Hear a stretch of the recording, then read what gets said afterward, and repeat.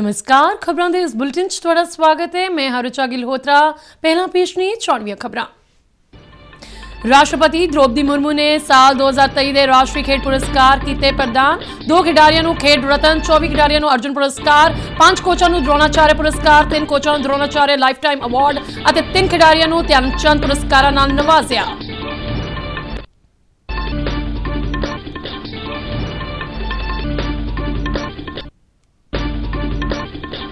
Guru Nanak Dev university Amritsar ने 5वीं बार Waqari Maulana Abul Kalam Azad trophy की प्राप्त।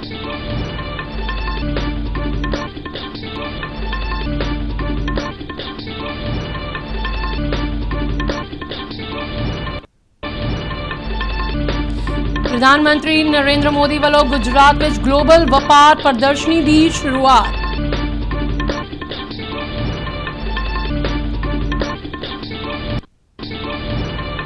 पंजाब के भूमि और जल संभाल मंत्री चेतन सिंह जोड़ामाजरा वालों नाजायज खनन की रोकथाम लई अधिकारियों को सख्त कार्रवाई करने के निर्देश।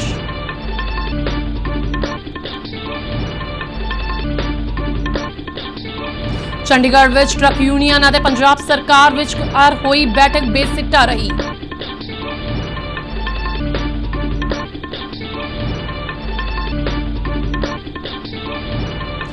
मौसम विभाग ने कड़ाके की ठंड के मद्देनजर शनिवार तक उत्तरी भारत में येलो अलर्ट जारी किया। ते हुण खबरां विस्तार नाल। राष्ट्रपति द्रौपदी मुर्मू ने राष्ट्रपति भवन विखे कौमी खेड पुरस्कार प्रदान किए।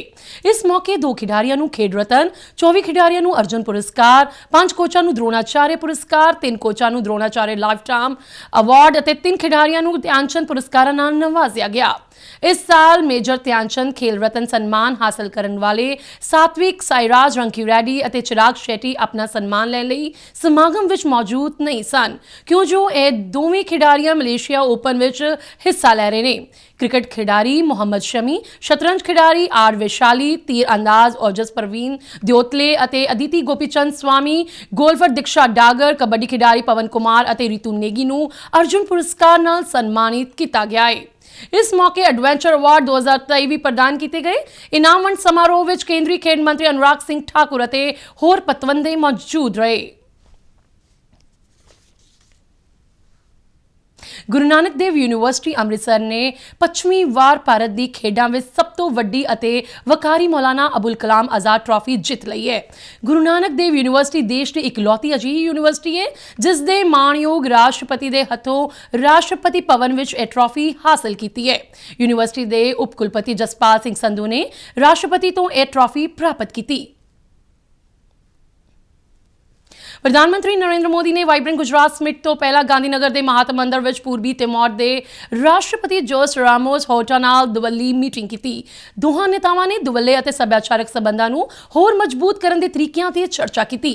गुजरात के मुख्यमंत्री भूपेंद्र भाई पटेल ने पूर्वी तिमोर के राष्ट्रपति जोस रामोस होटा नाल भी मुलाकात की और दुवल्ले सहयोग के संभावित क्षेत्रों से चर्चा की। प्रधानमंत्री नरेंद्र मोदी ने वाइब्रेंट गुजरात ग्लोबल समिट तो एक दिन पहला गांधीनगर गुजरात में देश के सब तो वड्डे ग्लोबल व्यापार प्रदर्शन की शुरुआत की। इस मौके मोजाम्बिक के राष्ट्रपति फिलिप न्यूसी और पूर्वी तिमोर के प्रधान जोस रामोस होटा गुजरात के मुख्यमंत्री भूपेंद्र पटेल मौजूद सन। 2 लाख वर्ग मीटर के खेतर में फैलिया vibrant Gujarat global summit trade show Bharat का हुण तक का सब तो वड्डा ग्लोबल ट्रेड शो होगा। 5 रोज़ा सम्मेलन में कुल 100 मेहमान देश ਅਤੇ 33 देश ਭਾਈਵਾਲ ਵਜੋਂ ਹਿੱਸਾ ਲੈ ਰਹੇ ਨੇ।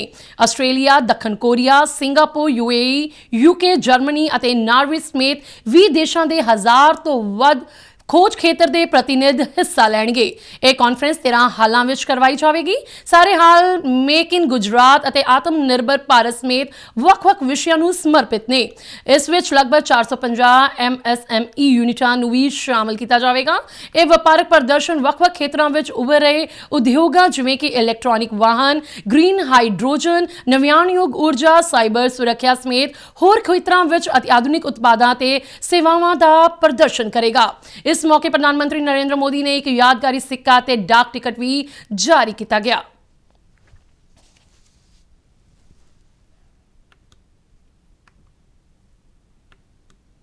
ਸੰਯੁਕਤ ਅਰਬ ਅਮੀਰਾਤ ਦੇ ਰਾਸ਼ਟਰਪਤੀ ਸ਼ੇਖ ਮੁਹੰਮਦ ਬਿਨ ਜਾਇਦ ਅਲ ਨਹਾਇਨ ਵਾਈਬ੍ਰੈਂਟ ਗੁਜਰਾਤ ਸਮਿਟ ਵਿੱਚ ਹਿੱਸਾ ਲੈਣ ਲਈ ਅਹਿਮਦਾਬਾਦ ਪੁੱਜ ਗਏ ਨੇ। ਹਵਾਈ ਅੱਡੇ ਤੇ ਪ੍ਰਧਾਨ ਮੰਤਰੀ ਨਰਿੰਦਰ ਮੋਦੀ ਨੇ ਉਹਨਾਂ ਦਾ ਰਸਮੀ ਸਵਾਗਤ ਕੀਤਾ। ਇਸ ਦੌਰਾਨ ਉਹਨਾਂ ਹਵਾਈ ਅੱਡੇ ਤੇ ਮੌਜੂਦ ਵੱਖ-ਵੱਖ ਕੇਂਦਰੀ ਮੰਤਰੀਆਂ, ਕੌਮੀ ਸੁਰੱਖਿਆ ਸਲਾਹਕਾਰ ਅਤੇ ਹੋਰ ਉੱਘੀਆਂ ਸ਼ਖਸੀਅਤਾਂ ਨਾਲ ਮੁਲਾਕਾਤ ਕੀਤੀ। ਇਸ ਮੌਕੇ UAE ਦੇ ਰਾਸ਼ਟਰਪਤੀ ਨੂੰ ਗਾਰਡ ਆਫ ਆਨਰ ਦਿੱਤਾ ਗਿਆ। ਇਸ ਮਗਰੋਂ ਦੋਵੇਂ ਆਗੂ ਰੋਡ ਸ਼ੋਅ ਵਿੱਚ ਸ਼ਾਮਲ ਹੋਏ, ਜਿਹੜਾ ਹਵਾਈ ਅੱਡੇ ਤੋਂ ਸਮਾਗਮ ਵਾਲੀ ਥਾਂ ਤੱਕ ਪੁੱਜਾ। ਰੋਡ ਸ਼ੋਅ ਦੌਰਾਨ ਦੋਵੇਂ ਆਗੂਆਂ ਦੇ ਸਵਾਗਤ ਲਈ ਸੜਕਾਂ ਤੇ ਵੱਡੀ ਗਿਣਤੀ ਵਿੱਚ ਗੁਜਰਾਤ ਦੇ ਲੋਕ ਹਾਜ਼ਰ ਸਨ।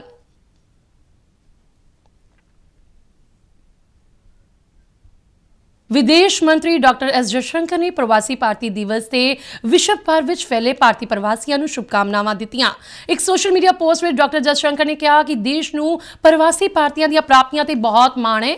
ਉਹਨਾਂ ਕਿਹਾ ਕਿ ਪ੍ਰਵਾਸੀ ਭਾਰਤੀਆਂ ਦਾ ਸ਼ਾਨਦਾਰ ਯੋਗਦਾਨ ਭਾਰਤ ਦੀ ਵਿਸ਼ਵ ਪੱਧਰ ਤੇ ਸਾਖ ਨੂੰ ਵਧਾਉਣ ਵਿੱਚ ਮਹੱਤਵਪੂਰਨ ਭੂਮਿਕਾ ਨਿਭਾਉਂਦਾ ਹੈ।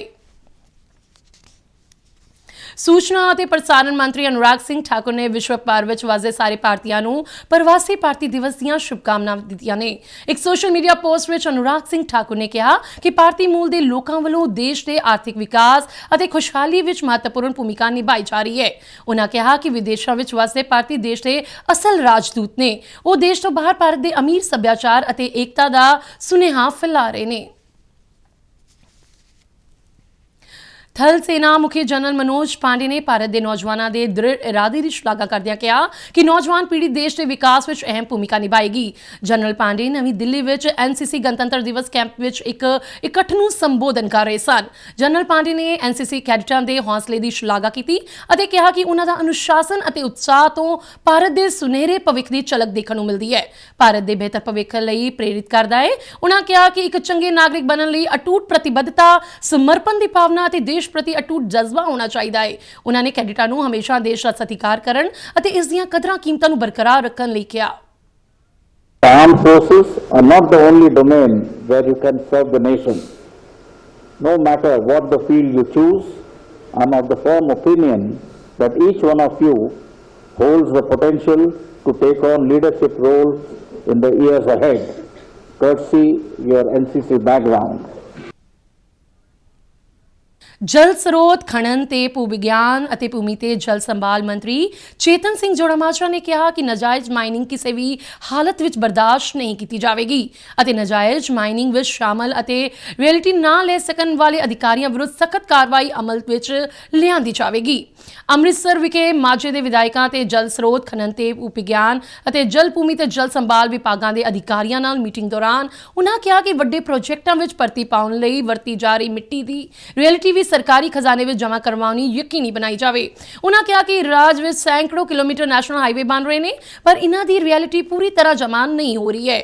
ਨਹਿਰਾਂ, ਸੂਈਆਂ ਅਤੇ ਡਰੇਨ ਨਾਲਿਆਂ ਦੀ ਸਫਾਈ ਬਾਰੇ ਜੋੜਾਮਾਜਰਾ ਨੇ ਦੱਸਿਆ ਕਿ ਸਰਕਾਰ ਨੇ ਇਸ ਕੰਮ ਲਈ 10 ਵੱਡੀਆਂ ਮਸ਼ੀਨਾਂ ਦੀ ਖਰੀਦ ਕਰ ਲਈ ਹੈ ਅਤੇ ਜੇ ਹੋਰ ਲੋੜ ਮਹਿਸੂਸ ਹੋਈ ਤਾਂ ਹੋਰ ਮਸ਼ੀਨਰੀ ਦੀ ਖਰੀਦ ਕਰਕੇ ਇਹ ਕੰਮ ਪੂਰਾ ਕੀਤਾ ਜਾਵੇਗਾ। ਉਹਨਾਂ ਦੱਸਿਆ ਕਿ ਪਹਿਲਾਂ ਸਰਕਾਰਾਂ ਇਹ ਕੰਮ ਠੇਕੇਦਾਰਾਂ ਤੋਂ ਕਰਵਾਉਂਦੀਆਂ ਸਨ ਜੋ ਕੰਮ ਦੀ ਖਾਨਾਪੂਰਤੀ ਕਰਦੇ ਸਨ, ਪਰ ਹੁਣ ਮਸ਼ੀਨਾਂ ਦੀ ਖਰੀਦ ਨਾਲ ਖਰਚ ਵਿੱਚ 60% ਬਚਤ ਹੋਈ ਹੈ ਅਤੇ ਕੰਮ ਵੀ ਵਧੀਆ ਹੋਣ ਲੱਗਾ ਹੈ। ਬਿਜਲੀ ਮੰਤਰੀ ਹਰਭਜਨ ਸਿੰਘ ETO ਨੇ ਪੰਜਾਬ ਸਟੇਟ ਪਾਵਰ ਕਾਰਪੋਰੇਸ਼ਨ ਨੂੰ ਹੁਕਮ ਦਿੱਤੇ ਨੇ ਕਿ ਗਰਮੀਆਂ ਦੇ ਸੀਜ਼ਨ ਦੌਰਾਨ ਪੈਦਾ ਹੋਣ ਵਾਲੀਆਂ ਚੁਣੌਤੀਆਂ ਦਾ ਟਾਕਰਾ ਕਰਨ ਲਈ ਪਹਿਲਾਂ ਤੋਂ ਹੀ ਪ੍ਰਬੰਧ ਕਰ ਲਏ ਜਾਣ ਤਾਂ ਜੋ ਸੂਬੇ ਦੇ ਲੋਕਾਂ ਨੂੰ ਨਿਰਵਿਘਨ ਬਿਜਲੀ ਸਪਲਾਈ ਦੇਣ ਸੰਬੰਧੀ ਕਿਸੇ ਕਿਸਮ ਦੀ ਦਿੱਕਤ ਦਾ ਸਾਹਮਣਾ ਨਾ ਕਰਨਾ ਪਵੇ। ਬਿਜਲੀ ਮੰਤਰੀ ਨੇ ਮੈਨੇਜਮੈਂਟ ਨੂੰ ਗਰਮੀਆਂ ਦੇ ਵਿੱਚ ਬਿਜਲੀ ਦੀ ਸੰਭਾਵਤ ਮੰਗ ਵਧਣ ਦੇ ਮੱਦੇਨਜ਼ਰ ਲੋੜੀਂਦੇ ਸਾਜ਼ੋ ਸਾਮਾਨ ਅਤੇ ਮੁੱਢਲੇ ਢਾਂਚੇ ਦੀ ਖਰੀਦ ਲਈ ਟੈਂਡਰ ਪ੍ਰਕਿਰਿਆ ਨੂੰ ਜਲਦ ਤੋਂ ਜਲਦ ਮੁਕੰਮਲ ਕਰਨ ਲਈ ਕਿਹਾ। ਉਹਨਾਂ ਕਿਹਾ ਕਿ ਇਸ ਸੰਬੰਧੀ ਸਾਰੀਆਂ ਰਸਮੀ ਕਾਰਵਾਈਆਂ ਸਮੇਂ ਸਿਰ ਮੁਕੰਮਲ ਕਰ ਲਈਆਂ ਜਾਣ ਤਾਂ ਜੋ ਗਰਮੀਆਂ ਦੌਰਾਨ ਬਿਜਲੀ ਦੀ ਵਧੀ ਮੰਗ ਨੂੰ ਪੂਰਾ ਕਰਨ ਵਿੱਚ PSPCL ਨੂੰ ਕਿਸੇ ਵੀ ਕਿਸਮ ਦੀ ਦਿੱਕਤ ਦਾ ਸਾਹਮਣਾ ਨਾ ਕਰਨਾ ਪਵੇ। ਉਹਨਾਂ ਕਿਹਾ ਕਿ ਪਹਿਲ ਦੇ ਆਧਾਰ ਤੇ ਕਾਰਵਾਈ ਕਰਦਿਆਂ ਖਰਾਬ ਮੀਟਰਾਂ ਨਾਲ ਸੰਬੰਧਿਤ ਔਸਤਨ ਬਿੱਲਾਂ ਦੇ ਕੇਸਾਂ ਦੇ ਨਿਪਟਾਰੇ ਨੂੰ 1 ਮਹੀਨੇ ਦੇ ਅੰਦਰੋਂ ਅੰਦਰ ਯਕੀਨੀ ਬਣਾਇਆ ਜਾਵੇ। ਚੰਡੀਗੜ੍ਹ ਵਿਖੇ ਟਰੱਕ ਯੂਨੀਅਨ ਤੇ ਪੰਜਾਬ ਸਰਕਾਰ ਦਰਮਿਆਨ ਹੋਈ ਮੀਟਿੰਗ ਬੇਸਿੱਟਾ ਰਹੀ। ਇਹ ਮੀਟਿੰਗ ਕੈਬਨਿਟ ਦੀ ਸਬ ਕਮੇਟੀ ਦਰਮਿਆਨ ਹੋਈ, ਜਿਸ ਪੰਜਾਬ ਦੇ ਕੈਬਨਿਟ ਮੰਤਰੀ ਹਰਪਾਲ ਸਿੰਘ ਚੀਮਾ ਤੇ ਕੁਲਦੀਪ ਸਿੰਘ ਧਾਲੀਵਾਲ ਸ਼ਾਮਲ ਸਨ। ਦੂਜੇ ਪਾਸੇ 9 ਵੱਖ-ਵੱਖ ਜਥੇਬੰਦੀਆਂ ਦੇ ਨੁਮਾਇੰਦਿਆਂ ਨੇ ਇਸ ਮੀਟਿੰਗ 'ਚ ਹਿੱਸਾ ਲਿਆ। ਮੀਟਿੰਗ ਉਪਰੰਤ ਅਜੇ ਸਿੰਗਲਾ ਨੇ ਗੱਲਬਾਤ ਕਰਦਿਆਂ ਕਿਹਾ ਕਿ ਉਹਨਾਂ ਦੀ ਇਹ ਮੀਟਿੰਗ ਸਰਕਾਰ ਨਾਲ ਕਿਸੇ ਨਤੀਜੇ ਤੇ ਨਹੀਂ ਪਹੁੰਚ ਸਕੀ, ਜਿਸ ਕਰਕੇ ਟਰੱਕ ਯੂਨੀਅਨ ਦਾ ਸੰਘਰਸ਼ ਹੋਰ ਵੀ ਤਿੱਖਾ ਕੀਤਾ ਜਾਵੇਗਾ। ਉਹਨਾਂ ਦੱਸਿਆ ਕਿ ਬਠਿੰਡਾ ਵਿਖੇ ਕੱਲ੍ਹ ਰਾਤ ਸੰਘਰਸ਼ ਕਰ ਰਹੇ ਡਰਾਈਵਰਾਂ ਵਿੱਚ ਪੁਲਿਸ ਵਰਤਾਓ ਨੂੰ ਲੈ ਕੇ ਗੁੱਸਾ ਆਏ, ਜਿਸ ਦੇ ਚੱਲਦਿਆਂ ਬਠਿੰਡਾ ਤੇਲ ਡਿਪੂ ਤੋਂ ਹੁਣ ਕੋਈ ਵੀ ਟੈਂਕਰ ਨਹੀਂ ਚੱਲੇਗਾ। ਹਲਕਾ ਪੁਲਤ ਤੋਂ ਕਾਂਗਰਸੀ ਵਿਧਾਇਕ ਸੁਖਪਾਲ ਸਿੰਘ ਖਹਿਰਾ ਵਿਰੁੱਧ ਥਾਣਾ ਸੁਬਾਨਪੁਰ ਕਪੂਰਥਲਾ ਵਿਖੇ ਦਰਜ ਹੋਏ ਮਾਮਲੇ ਸੰਬੰਧੀ ਮਾਣਯੋਗ ਅਦਾਲਤ 'ਚ ਅੱਜ ਉਹਨਾਂ ਦੀ ਜ਼ਮਾਨਤ ਸੰਬੰਧੀ ਸੁਣਵਾਈ ਹੋਣੀ ਸੀ, ਪਰ ਥਾਣਾ ਸੁਬਾਨਪੁਰ ਵੱਲੋਂ ਰਿਕਾਰਡ ਨਾ ਪੇਸ਼ ਕੀਤੇ ਜਾਣ ਕਾਰਨ ਸੁਖਪਾਲ ਸਿੰਘ ਖਹਿਰਾ ਦੀ ਜ਼ਮਾਨਤ ਅਰਜੀ ਤੇ ਸੁਣਵਾਈ ਫਿਰ ਟਲ ਗਈ। ਹੁਣ ਅਗਲੀ ਸੁਣਵਾਈ 11 ਜਨਵਰੀ ਨੂੰ ਹੋਵੇਗੀ। ਜ਼ਿਲ੍ਹਾ ਫਤਿਹਗੜ੍ਹ ਸਾਹਿਬ ਦੇ civil surgeon doctor Davinderjit Kaur ਦੇ ਦਿਸ਼ਾ ਨਿਰਦੇਸ਼ਾਂ ਅਨੁਸਾਰ ਜ਼ਿਲ੍ਹੇ ਦੀਆਂ ਵੱਖ-ਵੱਖ ਸਿਹਤ ਸੰਸਥਾਵਾਂ ਵਿੱਚ ਪ੍ਰਧਾਨ ਮੰਤਰੀ ਮਾਤਰਤਵ ਸੁਰੱਖਿਅਤ ਅਭਿਆਨ ਤਹਿਤ ਗਰਭਵਤੀ ਔਰਤਾਂ ਦਾ ਵਿਸ਼ੇਸ਼ ਮੈਡੀਕਲ ਚੈੱਕਅਪ ਕਰਕੇ ਉਹਨਾਂ ਨੂੰ ਸਿਹਤ ਸੰਬੰਧੀ ਜਾਗਰੂਕ ਕੀਤਾ ਗਿਆ ਅਤੇ ਰਿਫਰੈਸ਼ਮੈਂਟ ਵੀ ਦਿੱਤੀ ਗਈ। ਇਸ ਵਿਸ਼ੇਸ਼ ਕੈਂਪ ਵਿੱਚ ਗਰਭਵਤੀ ਔਰਤਾਂ ਨੂੰ ਸੰਬੋਧਨ ਕਰਦੇ ਹੋਏ civil surgeon doctor Davinderjit Kaur ਨੇ ਕਿਹਾ ਕਿ ਸਿਹਤ ਵਿਭਾਗ ਵੱਲੋਂ ਹਰ ਮਹੀਨੇ ਦੀ 9 ਅਤੇ 23 ਤਰੀਕ ਨੂੰ 2 ਵਾਰ ਹਰੇਕ ਗਰਭਵਤੀ ਔਰਤ ਦਾ ਵਿਸ਼ੇਸ਼ ਚੈੱਕਅਪ ਕੀਤਾ ਜਾਂਦਾ ਹੈ ਤਾਂ ਜੋ ਹਾਈ ਰਿਸਕ ਪ੍ਰੈਗਨੈਂਸੀ ਦੀ ਜਲਦ ਤੋਂ ਜਲਦ ਪਛਾਣ ਹੋ ਸਕੇ ਅਤੇ ਸਮਾਂ ਰਹਿੰਦੇ ਹਾਈ ਰਿਸਕ ਪ੍ਰੈਗਨੈਂਸੀ ਦੇ ਜੋਖਮ ਨੂੰ ਘਟਾਇਆ ਜਾ ਸਕੇ।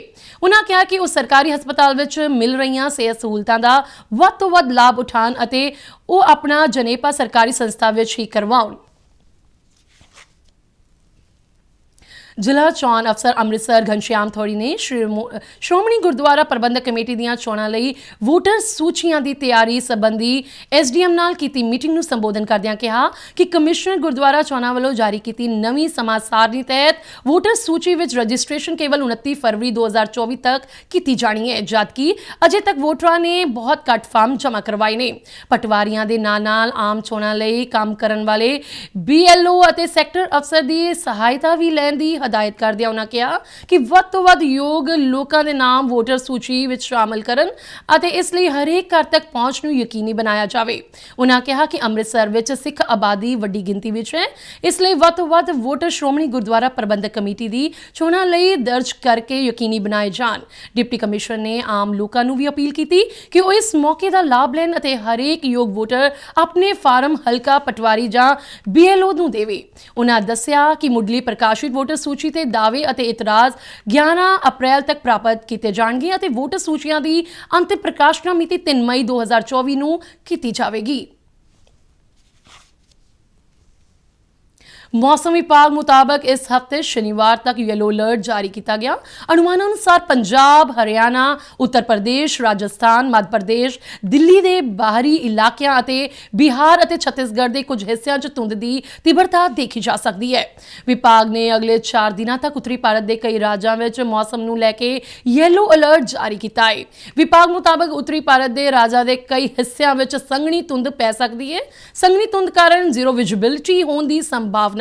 इस तो इलावा कुछ सूबों च घट्टो घट तापमान च होर गिरावट आने की भविष्यवाणी भी की गई है।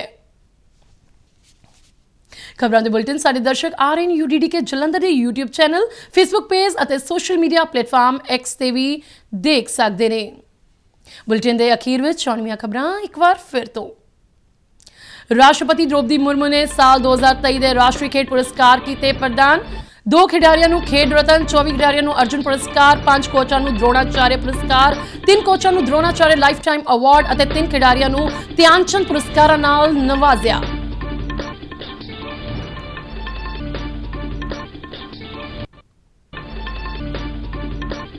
गुरु नानक देव यूनिवर्सिटी अमृतसर ने 25वीं बार वकारी मौलाना अबुल कलाम आजाद ट्रॉफी की प्राप्त।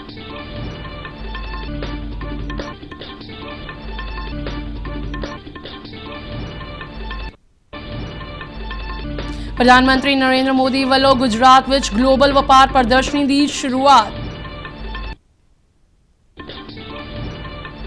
पंजाब के भूमि और जल संभाल मंत्री चेतन सिंह जोड़ा माजरा वालों नाजायज खनन की रोकथाम लई अधिकारियों को सख्त कार्रवाई करने के निर्देश। ਚੰਡੀਗੜ੍ਹ ਵਿੱਚ ਟਰੱਕ ਯੂਨੀਅਨ ਅਤੇ ਪੰਜਾਬ ਸਰਕਾਰ ਵਿਚਕਾਰ ਹੋਈ ਬੈਠਕ ਬੇਸਿੱਟਾ ਰਹੀ।